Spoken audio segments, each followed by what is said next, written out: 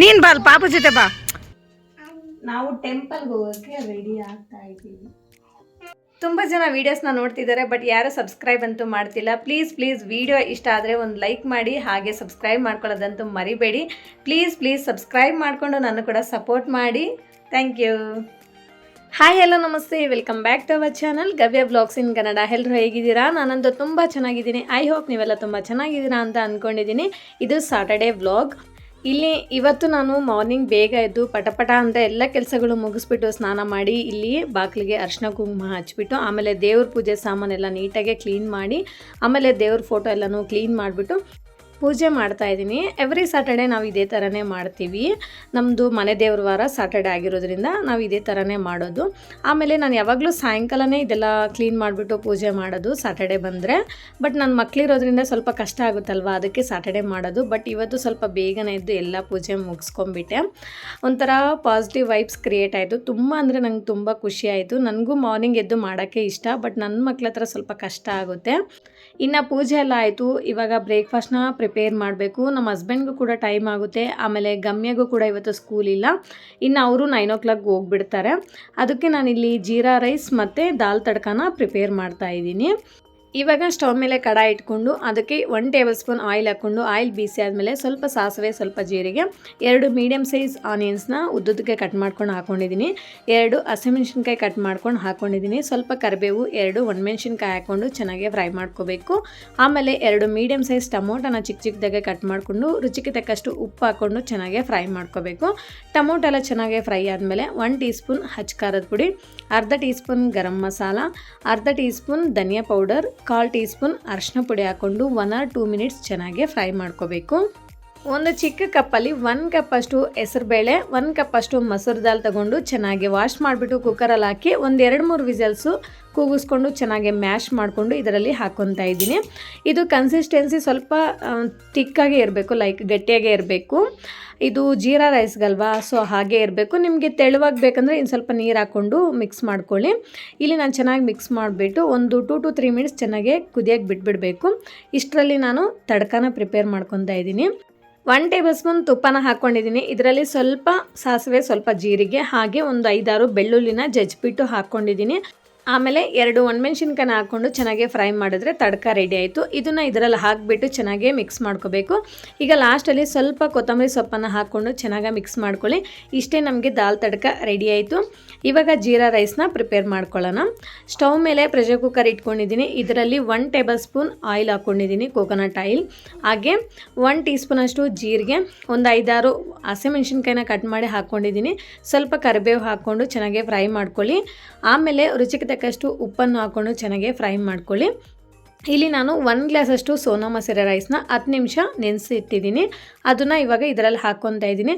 1 glass ರೈಸ್ಗೆ 2 ಗ್ಲಾಸಷ್ಟು ನೀರನ್ನು ಹಾಕ್ಕೊಂಡು ಲಾಸ್ಟಲ್ಲಿ ಸ್ವಲ್ಪ ಕೊತ್ತಂಬರಿ ಸೊಪ್ಪನ್ನು ಹಾಕ್ಕೊಂಡು ಮುಚ್ಚಳ ಇಟ್ಟು ವಿಷಲ್ ಇಟ್ಟು 1 or 2 ವಿಸಲ್ಸ್ ಕೂಗಿಸ್ಕೊಂಡ್ರೆ ನಮಗೆ ಜೀರಾ ರೈಸ್ ರೆಡಿ ಆಯಿತು.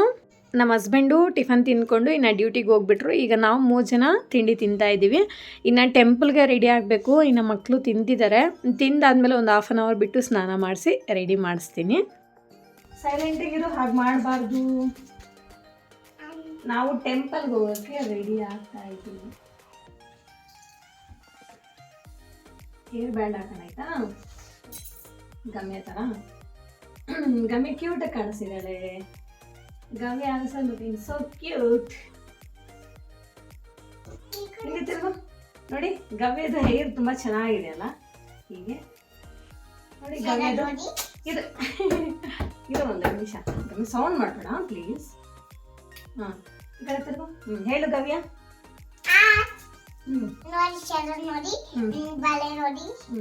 ಆಮೇಲೆ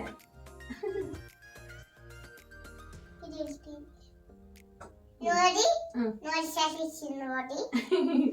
ನೋಡಿ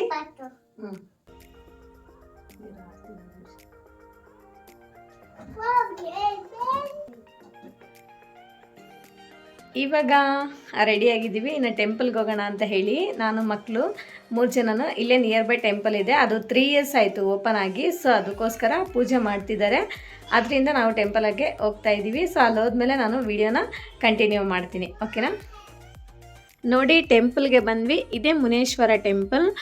ನೋಡಿ ಡೋರ್ ಕೂಡ ಕ್ಲೋಸ್ ಆಗಿತ್ತು. ಅಂದರೆ ನಾವು ಲೇಟಾಗಿ ಬಂದಿದ್ದೀವಿ ಅಂತ ಅಂದ್ಕೊಂಡ್ವಿ. 10 o'clockಗೆ ಬನ್ನಿ ಅಂತ ಅನೌನ್ಸ್ ಮಾಡಿದರು. ನಾವು 10:45ಗೆ ಬಂದಿದ್ದೀವಿ. ಅದಕ್ಕೆ ಎಲ್ಲ ಪೂಜೆ ಎಲ್ಲ ಮುಗ್ದೋಗಿದೆ ಅಂತ ಅಂದ್ಕೊಂಡ್ವಿ.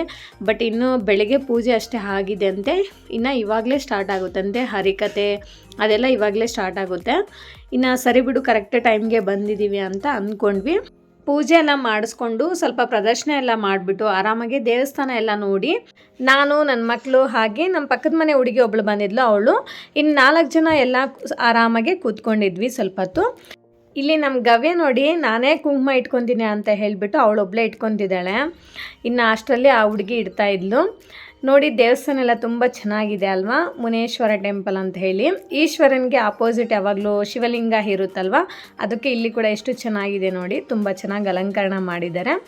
ಇನ್ನು ಪೂಜೆ ಎಲ್ಲ ಮುಗಿದಾದ್ಮೇಲೆ ಸುಮ್ಮನೆ ಕೂತ್ಕೊಂಡಿದ್ವಿ. ಅಷ್ಟರಲ್ಲಿ ಪ್ರಸಾದ ಕೂಡ ಬಂತು. ಫಸ್ಟು ಪ್ರಸಾದ ತಿಂದ್ಬಿಟ್ಟು ಆಮೇಲೆ ಹರಿಕತೆ ಸ್ಟಾರ್ಟ್ ಆಗುತ್ತೆ ಅಂತ ಹೇಳಿದ್ರು. ಅದಕ್ಕೆ ಫಸ್ಟ್ ಪ್ರಸಾದ ನಮಗೆ ಕೊಟ್ಟರು, ನಾವೇ ತಿಂತಾ ಇದ್ದೀವಿ. ಇನ್ನು ನಮ್ಮ ಮಕ್ಳ ಹತ್ರ ಹರಿಕತೆ ಅಂತೂ ಕೇಳೋಕ್ಕಾಗಲ್ಲ, ನಮ್ಮ ಮಕ್ಳ ಕತೆ ಕೇಳಿದ್ರೆ ಸಾಕಾಗುತ್ತೆ.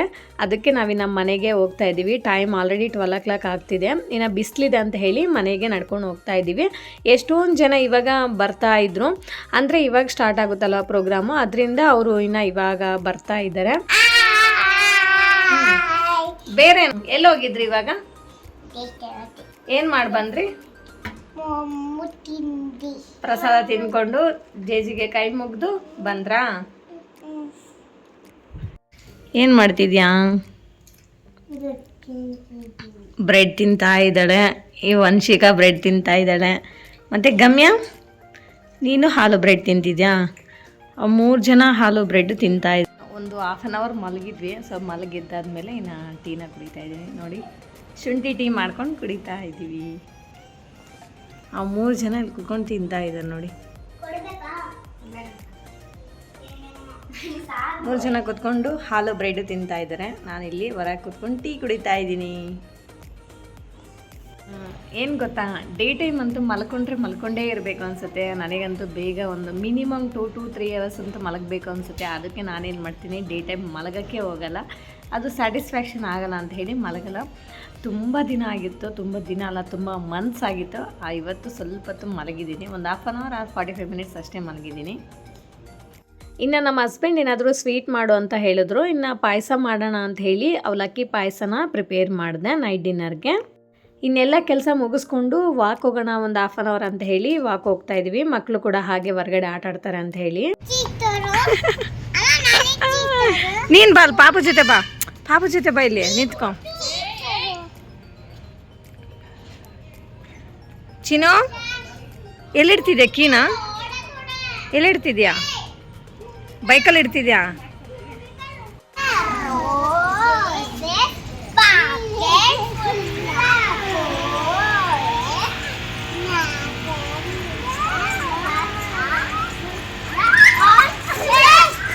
ಇನ್ನು ನಮ್ಮ ಹಸ್ಬೆಂಡ್ ನೈಟು ಊಟ ಬೇಡ, ಪಾಯಸ ಒಂದು ಸಾಕು ಅಂತ ಹೇಳಿದ್ರು. ಇನ್ನು ನಮಗೆ ಬೆಳಗ್ಗೆ ದಾಲ್ ತಡ್ಕ ಹಾಗೆ ಇತ್ತು ಸ್ವಲ್ಪ, ಅದಕ್ಕೆ ದೋಸೆನ ಪ್ರಿಪೇರ್ ಮಾಡ್ಕೊತಾ ಇದ್ದೀವಿ. ಇನ್ಸ್ಟ್ಯಾಂಟ್ ದೋಸೆ. 1 cup ಅಷ್ಟು ಅಕ್ಕಿ ಹಿಟ್ಟು, 1 cup ಅಷ್ಟು ಗೋಧಿ ಹಿಟ್ಟು, ಒಂದು ಸ್ವಲ್ಪ ಮಲ್ಟಿಗ್ರೇನ್ ಆಟ, ಸ್ವಲ್ಪ ಸಾಲ್ಟನ್ನು ಹಾಕ್ಕೊಂಡು ಚೆನ್ನಾಗಿ ಮಿಕ್ಸ್ ಮಾಡಿಕೊಂಡು ನೀರು ಹಾಕ್ಬಿಟ್ಟು ದೋಸೆನ ಪ್ರಿಪೇರ್ ಮಾಡ್ಕೊತಾ ಇದ್ದೀನಿ.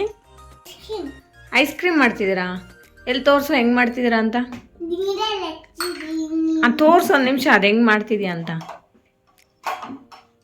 ನೀರೆಲ್ಲ ಹಾಕ್ಬಿಟ್ಟು ಅದನ್ನು ಕ್ಯಾಪ್ ಹಾಕ್ಬಿಟ್ರೆ ಅದನ್ನು ಫ್ರಿಜ್ಜಲ್ಲಿ ಇಡ್ತಾಳಂತೆ, ಐಸ್ ಕ್ರೀಮ್ ಆಗಿಬಿಡುತ್ತಂತೆ. ಅದು ನೀರು ಐಸ್ ಕ್ರೀಮ್ ಅಂತೆ, ಅದನ್ನು ಹಾಗೆ ತಿನ್ನೋದಾ? ಹಾಂ, ಮಾಡಿರಿ ನೋಡಿ, ಇಬ್ಬರು ಐಸ್ ಕ್ರೀಮ್ ಅಂತ ಮಾಡ್ತಿದ್ದಾರೆ. ಹಾಲಲ್ಲಿ ನೋಡಿ ಎಷ್ಟು ಗಲೀಜು ಮಾಡಿದ್ದಾರೆ ಅಂತ ತೋರಿಸಿ ನೋಡ್ರಿ ಎಲ್ಲ ಫುಲ್ ಎಲ್ಲ ಕಿತ್ತು ಆಗಿಬಿಟ್ಟಿದ್ದಾರೆ. ಇದನ್ನೆಲ್ಲ ಕ್ಲೀನ್ ಮಾಡ್ಕೋಬೇಕು.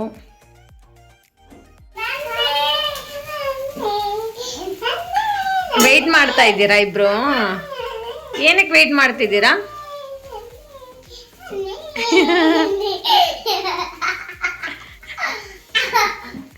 ಗಮ್ಯ, ನೀನು ಗವ್ಯ ಇಬ್ರು ಏನಕ್ಕೆ ವೆಯ್ಟ್ ಮಾಡ್ತಿದ್ದೀರಾ? ಸಾಂಗ್ ಹೇಳ್ತಿದ್ಯಾ? ಏನನ್ಬೇಕು ಗವ್ಯ? ಪ್ಲೇಟ್ ನೋಡಿ ಅನ್ಬೇಕಾ? ಏನಕ್ಕೆ? ಓ ಪ್ಲೇಟ್ ತಿರುಗಿಸ್ತಿದ್ಯಾ, ಅದಕ್ಕೆ ಪ್ಲೇಟ್ ನೋಡಿ ಅಂತ ಹೇಳಬೇಕಾ? Okay okay. ದೋಸೆಗೆ ವೆಯ್ಟಿಂಗ್ ಇಬ್ರು. ಇನ್ನು ನಮ್ಮ ದೋಸೆ ಅಂತೂ ರೆಡಿ ಆಯಿತು, ಮಕ್ಳಿಗೆ ಹಾಕ್ಕೊಟ್ಟೆ ತಿಂದಿದ್ದಾರೆ. ಇವಾಗ ನಮ್ಮ ಹಸ್ಬೆಂಡು ಸುಮ್ಮನೆ ಬಂದು ಹೋದ್ರು ಮನೆಗೆ.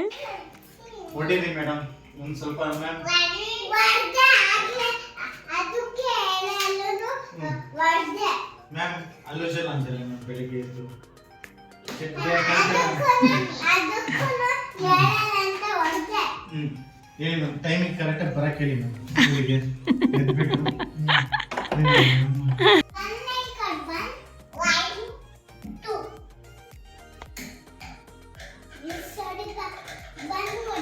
ಯಾರು ಟೀಚರ್? ಯಾರು ಟೀಚರ್? ಯಾರು ಸ್ಟೂಡೆಂಟ್? ಯಾರು ಸ್ಟೂಡೆಂಟ್? ಅಲ್ಲಿ ಕೂತ್ಕೊಂಡಿದ್ದಾಳಾ?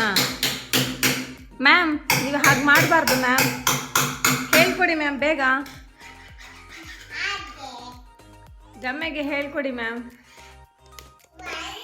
ಹ್ಞೂ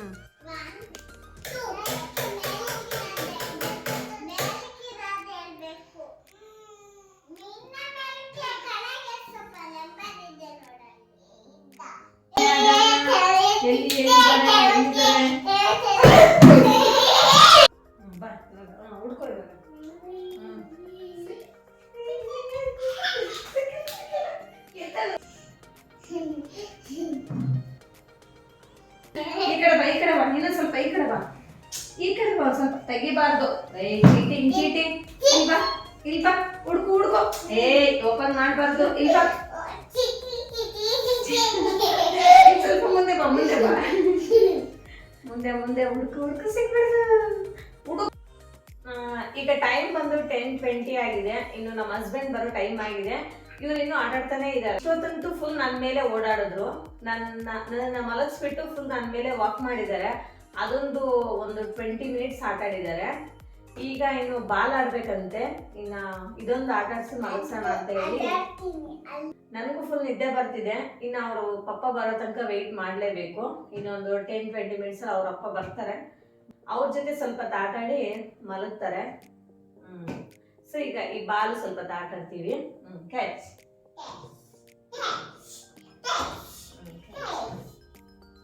ಈ ವಿಡಿಯೋ ಇಲ್ಲಿಗೆ ಎಂಡ್ ಮಾಡ್ತಾ ಇದ್ದೀನಿ. ಇಷ್ಟೇ ಫ್ರೆಂಡ್ಸ್ ಇವತ್ತಿನ ಬ್ಲಾಗ್. ಈ ಬ್ಲಾಗ್ ನಿಮ್ಗೆ ಇಷ್ಟ ಆಗಿದ್ರೆ ಪ್ಲೀಸ್ ಲೈಕ್ ಮಾಡಿ, ಶೇರ್ ಮಾಡಿ.